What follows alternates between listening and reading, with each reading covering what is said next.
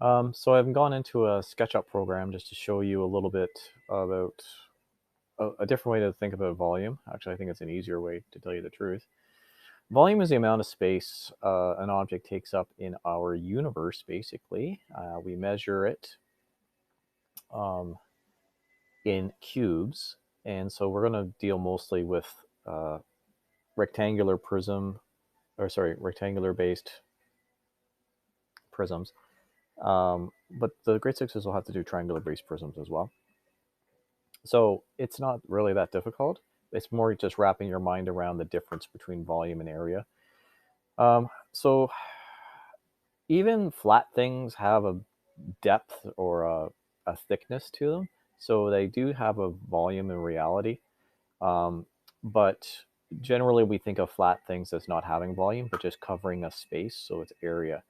So our little dude here, he needs to go. I just wanted to give you an idea of the scale we're dealing with. The measurements I'm going to be working in is going to be millimeters. And we'll try to calculate a couple things along the way. So the first thing I need to do is I need to get rid of the dude here. I just wanted you to see where he's standing to kind of give you an idea as to what these lines mean and just how big this is. So we have the x-axis, we know is a left and right movement. Okay, this is the positive values over here. This is the negative values over here. Think of Scratch. We have y, that's ups and downs. Now you might say, well, that's not going up at all. That's going further away. Well, it's all relative, isn't it? And to show you just how relative it all is, we can just do a big spinner and everything gets turned upside down and backwards and all around, and everything is relative to where you're standing, what is up and what is down, and what is far and what is near. So this is probably one of the things where we struggle with the most, and that's our fight with our language. Is it length times width times height, or is it base times depth times height? To be so honest, it doesn't matter. It's the x, the y, and the z value. So the z value is something probably new to you. Z is neither left or right or up and down. It's how deep or how shallow it is. Or, again, if I spin everything around, it's how near or how far it is. So we call this z-axis depth. And when you have depth in a shape or an object, you have 3 dimensions. 3D things have depth or thickness to them. So our dude standing here, he has a height, he has a width, well, he also has a depth. He's thick. So that's enough of him. Get rid of him. So I'm just going to draw a simple rectangle and see what I can come up with millimeter wise. I'm going to draw one about 2 meters by 1 meter. I can't quite be precise with this tool. I've monkeyed around with it, but I'm not too good with my mouse yet.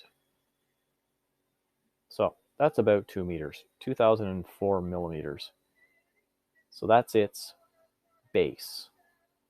Well, to be a rectangle, it has a base and a height. So I'm going to give it some height now as well. I'm going to try to make that about 1 millimeter, or sorry, 1 meter, which is 1,000 millimeters.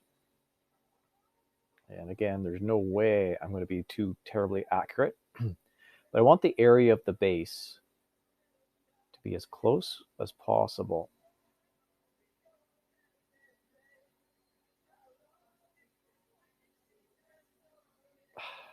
to 1. That is so close. I'm happy with that. I think I can move this at some point, but I have to learn how to do that. Okay, so we have a rectangle. The rectangle's dimensions are 2,000 millimeters on the bottom and 1,000 and a bit millimeters on top. So simple calculation to find the area is 2 meters times 1 meter. 2 meters times 1 meter means that this has an area of 2 square meters. If I put a line right down the middle, I'd have a square meter on this side, and I'd have a square meter on that side. But Mr. Buchanan, those don't look like squares at all. They would be if you rotate to a different view and see that if I cut that in half, it would in fact turn different, turn into 2 squares. So it's all, again, your perspective. All right, so now that we kind of have an idea that this is going to have the dimensions, which I think I can actually calculate the actual dimension.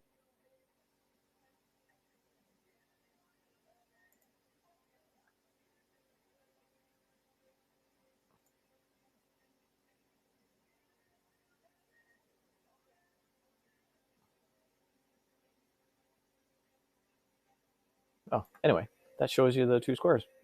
Again, they don't look like squares, but they are, in fact, squares. All right, so they're 2 square meters. That's the point. The area is 2 square meters. It is a two-dimensional figure. 2 dimensions because it's only gone on the x-axis and up the y-axis, to the right and up. In order to get it depth, we need to go along the z-axis. Now that can be either up for a thickness or down for a depth. Either way, it doesn't matter. But it's going to start giving us volume. So I'm going to try very hard to make it so that this is 1 meter thick. I'm going to do that by grabbing this tool, grabbing onto the surface, and pulling it 1 meter thick.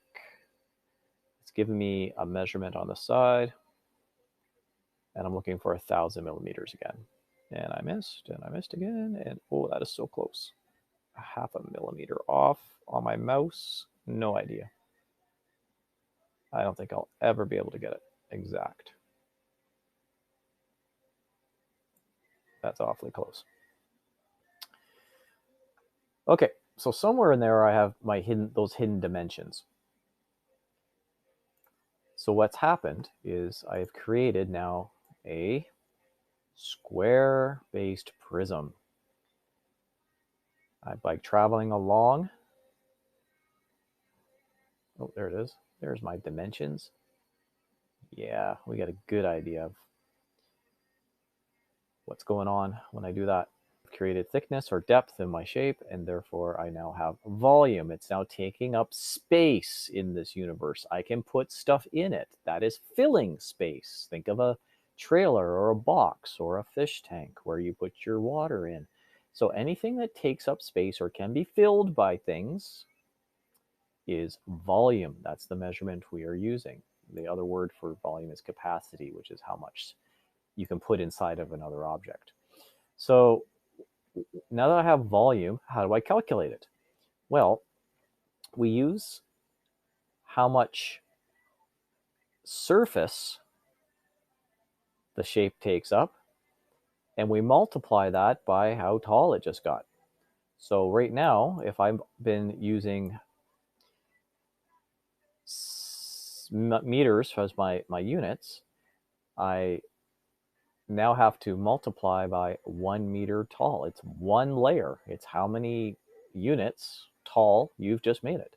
So I've calculated that the area of the base was 2 square meters. And now in order to make a cube, when I pulled it up, I took my 2 square meters, and how many cubes did I create? Well, don't forget, there is a dimension right here. I'll try this again. There's a dimension right here at the midpoint.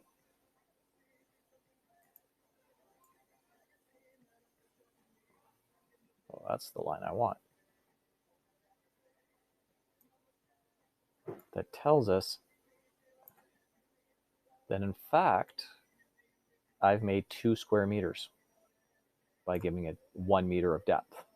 So to calculate that, before, to get the area of the base, it was 2 for a base times 1 for its height.